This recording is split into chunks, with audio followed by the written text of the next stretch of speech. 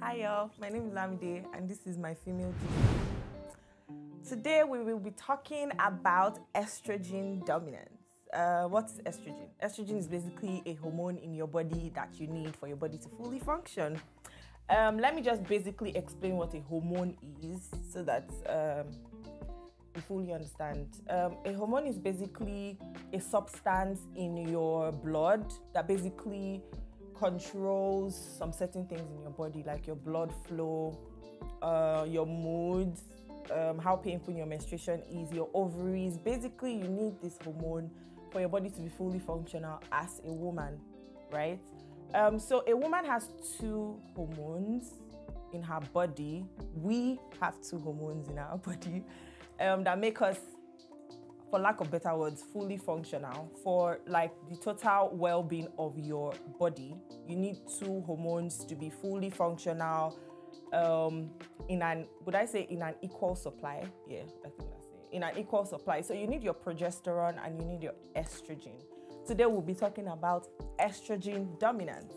So basically, for some females, some females have either progesterone in like a high dominance or estrogen in a high dominance. Estrogen basically, if you have estrogen in high dominance, it basically means that I will not say your moods are not controlled by you, but it's sort of pushed by another force in your body. So let me explain. So there are days during your flow, your menstruation, or even when you're not even flowing, you're just like normal as a normal female and your body just doesn't feel okay. Sometimes you're bloated for no reason. Sometimes you're sad, no reason at all. Sometimes your blood just doesn't come out when it's supposed to. Sometimes your blood comes out in excess. Sometimes it just does the most. You don't really know why. It's just doing what like your body is not used to. So these are like, would I say symptoms, although I would not say these are the only symptoms that you see in your body. But first, I would advise, as a female, check your hormone levels, go to the hospital, speak to your gynecologist. I will speak from my own personal experience. My gynecologist helped me a lot understand the fact that your hormones play basically more than 90% of like what you need day to day. Not even when you're on your period, just your daily life. Your hormones are like very, very important. Now, I'll talk about a couple of things that, would I say cause? I would not say cause it, but I would just say a couple of things that researchers or doctors have like identified as the main reasons why your estrogen is probably dominant and your progesterone is a bit low. So first is your insulin levels. We will not get into insulin because it's a very big topic. But basically, what I would say is there are sometimes weight gain and insulin are sort of tied together. But you notice that your insulin levels affect your weight. Let me explain this. So there are some people that, okay, as a female, or everybody, not even as a female, females, what we check is our BMI, right? Your body mass index. So you check, oh, am I overweight? Am I underweight? But there are like other things that are like most important, like your insulin levels. Some people are like, some people's insulin levels already indicates the fact that your sugar is a lot. So there are sometimes that there's something called insulin resistance. So there are some certain things in your body that when you take them in, they are either low resistance to insulin or high resistance to insulin. So you need to monitor your insulin levels. Like I said, first check your hormone levels. It might not be progesterone dominance or it might be estrogen dominance. So you need to know which one you're deficit of to know where to start from, basically. It's not that hard. It's not like something to like be sad about or to cry about. Sometimes we grow a few hairs on our chin. I have a few hairs on my chin. So it's just normal. They're not like really, they're not something like you should run out of work and say, right. I mean, it's not that serious. Everybody has it. Not everybody, but most females have some certain symptoms. It might not even be estrogen or progesterone. They're just hormones. Like sometimes your hormones are just high, sometimes they're low. Aside your insulin levels, I already mentioned weight gain. Sometimes, not even weight gain, even like the like irregulation of your weight. Sometimes you just lose weight for a very like a reason you probably don't know. Sometimes you add weight. Some people call it happiness weight, but sometimes you just add weight for some reasons that are very unknown to you, right? So this can also affect it. Another thing is your liver. I do it too. I hear a couple of doctors say, you don't need to help your liver. Your liver already pushes out all of the waste in your body. But I would advise personally, you don't have to do it. I would advise that you assist detox all those, like don't just leave it in your body, because all of that builds up and then it contributes to your hormone, either being maybe your progesterone being deficit or your estrogen being deficit. It could affect anything. So I would say detox your body if you can. Like if you're not someone that eats healthy, try and like take maybe one of those green juices that have like some nutrients that your body needs. So you also need that. Also increase fiber intake. Not everybody likes fiber, but fiber is very important to you. So increase your fiber intake. Another thing you can try to do, I would not say gym, but be a bit more active. If your lifestyle is not active, try and be a bit more active so that your body like releases all the things it needs to release. Don't just sit down. And if you're an active person, this is why it's like, I would say it's like a two-edged sword.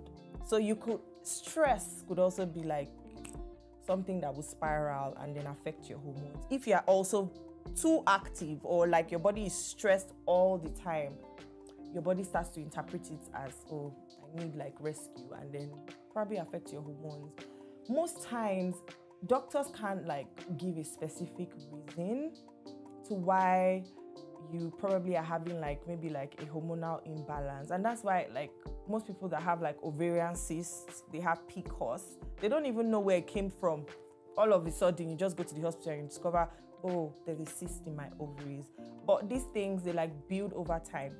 First, I would say check your insulin levels. That's like the most important. Check your insulin levels. Make sure that make sure that what you're taking in your body can actually digest it. Everybody's metabolism is different. Some people have these like estrogen dominance or progesterone dominance and it still doesn't show in their body. They literally have no symptoms at all. Some of them inherited it and they have no symptoms. So it affects every female differently. And that's why I'm saying if you have like hairs growing on your chin or in your chest, I don't know, in the weirdest places, just be okay. And if you check your insulin levels and you're probably resistant or your blood levels are like high, there's still like, you don't need to like be, I mean, some people, doctors prescribe drugs for some certain people, but some people are also able to manage it with like lifestyle adjustments. If you can just adjust the way, just look at your life, you would know that there's something you shouldn't be doing. There's some things you're probably doing too much that you need to like push back a bit. Like me, for example, I eat chocolates everywhere. Even in midnight, I'll stand up, roll over, the chocolate is beside me, I'll eat it. It's not easy, like, honestly, as a lazy girl to another lazy girl, it's not easy, like keeping your body in check. I would say it's really hard, especially because this hormone also controls your mood, right? It controls your motivation. So even when you're trying to motivate yourself, oh, I'm gonna go to the gym, I'm gonna detox my body, I would sleep better, I would, I don't know, like lift more weights, I would walk better, like take more walks just to like sort of reduce your weight. Sometimes it just doesn't happen. So what you need to just give yourself grace. Understand that as a woman, everything is not like, you don't have to have everything in your control. You just need to understand your body, give yourself time. Your body will actually push you. Like, I'm not saying you should just sit down and do nothing, but the thing is, your body will push. Sometimes you just feel like, okay, it's time. Let me just try and work on myself. You don't need to wait for that before you do it. I'm just saying, like, sometimes in case you're feeling overwhelmed and you can't actually stand up and go to the gym, or like you can't start detoxing immediately because you feel, I don't want to use the word depressed, but you feel sad, it's fine. Just give yourself, do the one you can do at the time, like the space you're at, do the little you can do. And also do not focus on your weight. That's a mistake most people do. Do not focus on your weight. Yes, you want to lose weight. Yes, the end goal is to look sexier or to look, I don't know what people's weight goals are basically. But yes, the end goal, if you want to lose weight, is probably losing weight, right? But there are other things that push this weight loss. When your body is feeling better, your body expresses itself better. Basically what it is. You might not feel it. It doesn't happen like when you snap your finger, but once your body is feeling better, once your mind is feeling better. And another thing we need to remember is, as a woman, you're an emotional being. In as much as you're trying to downplay it, you're trying to I'm not saying emotional doesn't mean weak. I'm just saying our emotions sort of control a lot of things that go on with us.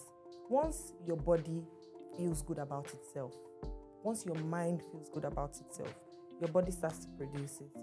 So to close out, I would say, if you go to the hospital, first start from the hospital, like I said. But if you go to the hospital and discover that, oh yeah, you probably have estrogen dominance, or you have maybe like a cyst as a result of that, or you have PCOS as a result, which is polycystic ovarian syndrome, as a result of that, don't feel sad. Like, it's redeemable. People say, oh, you need to manage your PCOS, but you can actually reverse your PCOS. Like, there are a lot of people that have reversed PCOS. Their hormones are good. Like, your body might not be 100%, but it's better than how it used to be. So basically, just understand your body, and if you have it, make some adjustments in your life, and you feel great about yourself. Thank you for watching. Have a nice day.